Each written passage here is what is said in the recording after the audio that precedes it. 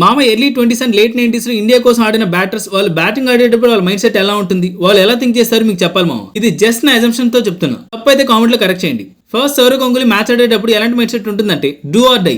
తను ఆడితే ఇద్దరు పెద్ద నాక్స్ ఆడతాడు, లేకపోతే చాలా ఎర్లీగా అవుట్ అవుతాడు.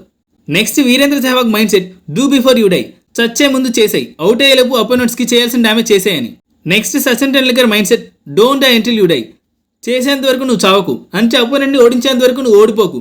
ఇది బౌలర్స్ అడిగితే బాగా చెప్తారు. బౌలర్స్ లైఫ్ ఎండ్ అయ్యేదాకా తన బ్యాటింగ్ చేస్తూనే ఉంటాడు.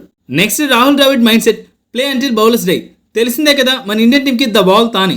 బౌలర్స్ బౌలింగ్ వేసి చచ్చిపోయేంత వరకు తను బ్యాటింగ్ చేస్తూనే ఉంటాడు. ఈవెన్ బౌలర్స్ చచ్చిపోయినా సరే తన బ్యాటింగ్ మాత్రం ఆపడు. అండ్ ఫైనల్ గా VVS Laxman do when everyone else die. పైన చెప్పిన బ్యాట్స్మెన్స్ అందరూ అవుట్ అయ్యాక తను నిలబడతాడు. ఏ మ్యాచ్ అయినా చూసుకోండి, అందరూ ఆడే మ్యాచ్లో తను ఆడకపోవచ్చు, కానీ అందరూ అవుట్ అయిన మ్యాచ్లో మాత్రం తాను స్ట్రాంగ్గా నిలబడతాడు. నాకు ఎప్పటి నుంచో వివిఎస్ లక్ష్మణ్ మీద ఒక వీడియో చేయాలని ఉంది మామ. మీరేమంటారు, చేయమంటారా? ఓకే అయితే కామెంట్లో షేర్ చేయండి మామ.